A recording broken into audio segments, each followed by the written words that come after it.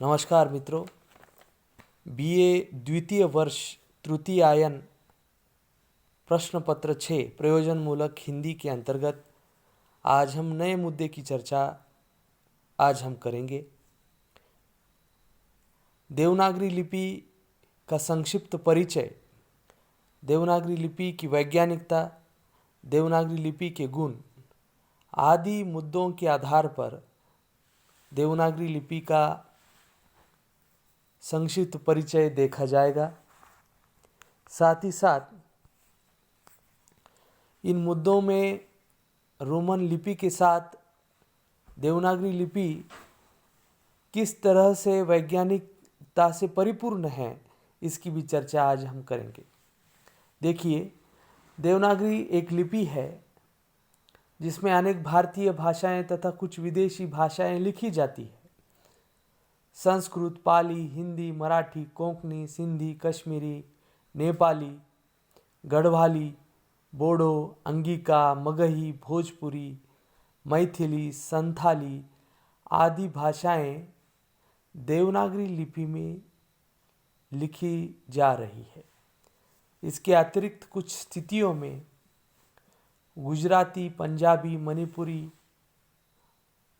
उर्दू भाषाएं भी देवनागरी में लिखी जाती है। अधिकतर भाषाओं की तरह देवनागरी भी बाएं से दाएं लिखी जाती है। प्रत्येक शब्द के ऊपर एक रेखा खींची होती है। कुछ वर्णों के ऊपर रेखा नहीं होती। इस कुछ वर्णों के ऊपर शिरोरेखा होती है। ये देवनागरी लिपि में ही संभव है। इसका विकास ब्राह्मी लिपि से हुआ है। देवनागरी लिपि ये ध्वन्यात्मक लिपि है जो प्रचलित लिपियों में रोमन, अरबी, चीनी आदि भाषाओं की लिपि में सबसे अधिक वैज्ञानिक है। भारत की कई लिपियां देवनागरी से बहुत अधिक मिलती जुलती है। बांग्ला, गुजराती, गुरुमुखी आदि जो भाषाओं की जो लिपियां हैं वह देवनागरी लिपि से मिलती जुलती दिखाई देती है।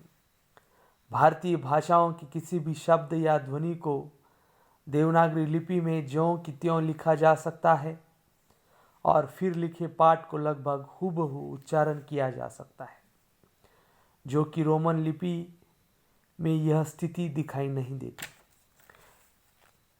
देवनागरी लिपि में कुल 52 अक्षर है, जिसमें 14 स्वर और 38 व्यंजन हैं। अक्षरों का क्रम, उसकी व्यवस्था, क्रम व्यवस्था बहुत ही वैज्ञानिक है। देवनागरी लिपि में स्वर, व्यंजन, कोमल, कठोर, अल्पप्राण, महाप्राण, अनुनासिक, अंत्यस्थ, ऊष्म इत्यादि वर्गीकरण भी वैज्ञानिकता से परिपूर्ण रूप से दिखाई देता है। देवनागरी यह लिपि एक मत के अनुसार देवनगर काशी में प्रचलन के कारण इसका नाम देवनागरी पड़ा। यह लिपि सुपाठ्य लिपि है। वर्तमान में संस्कृत, पाली, हिंदी, मराठी, कोंकणी, सिंधी, कश्मीरी, नेपाली आदि भाषाओं की लिपि यह हम कह सकते हैं। उर्दू के अनेक साहित्यकार भी लिखने के लिए अब देवनागरी लिपि का प्रयोग कर रहे हैं। इसका विकास ब्राह्मी लिपि से हुआ है।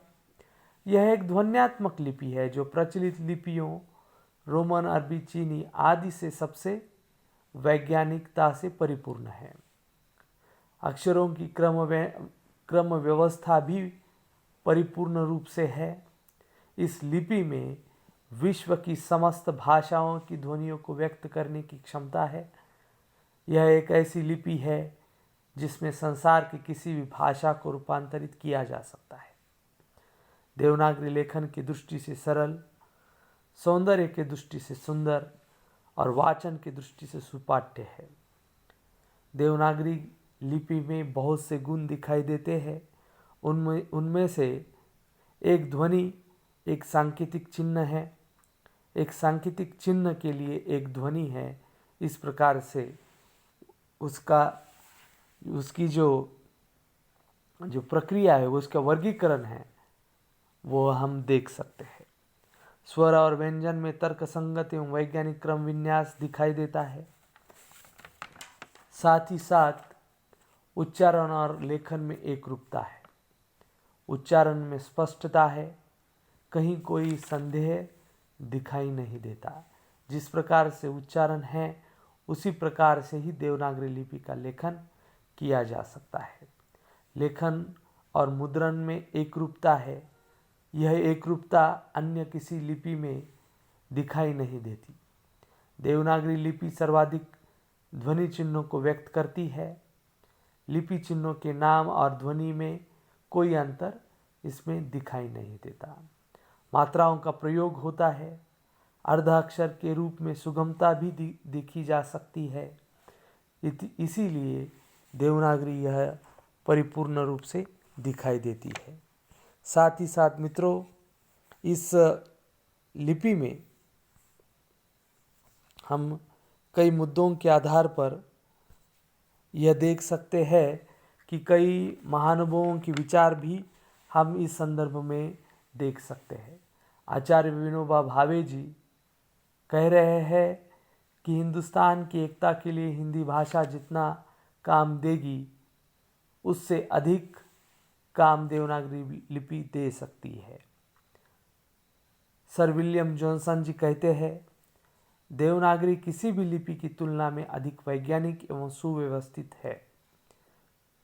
साथ ही साथ जॉन क्राइस्टन ने अपने विचार में कहा, मानव मस्तिष्क से निकली हुई वर्णमालाओं में नागरी सबसे अधिक परिपूर्ण वर्णमाला है।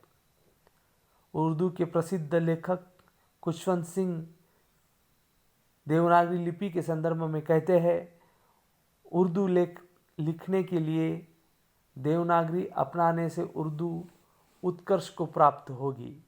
इस प्रकार से महानुभावों ने अपने विचार व्यक्त किए हुए हैं। देवनागरी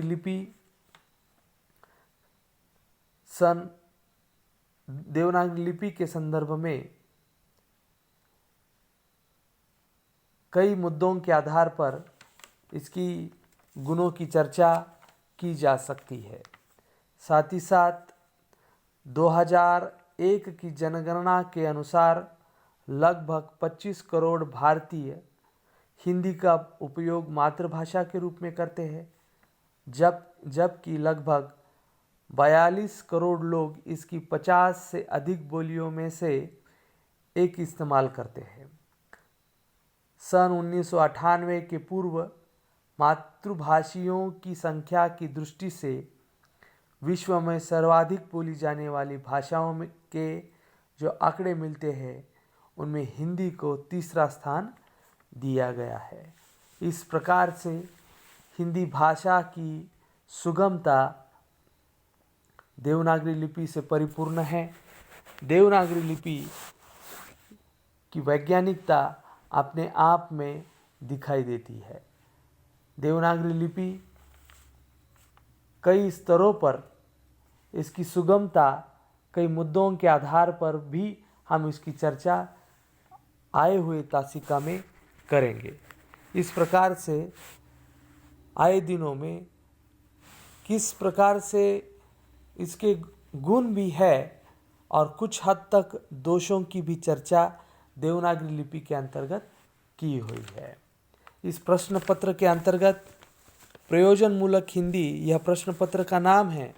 इस प्रश्न पत्र के अंतर्गत देवनागरी लिपि यह मुद्दा महत्वपूर्ण है ही, उसी के साथ साथ विश्व स्तर पर हिंदी भाषा का या वैश्विक पटल पर हिंदी भाषा का महत्व किस प्रकार का है, इस मुद्दे की भी चर्चा आए दिनों के तासिका में हम करेंगे। आने वाले तासिका में अगला मुद्दा देखा जाएगा। धन्यवाद।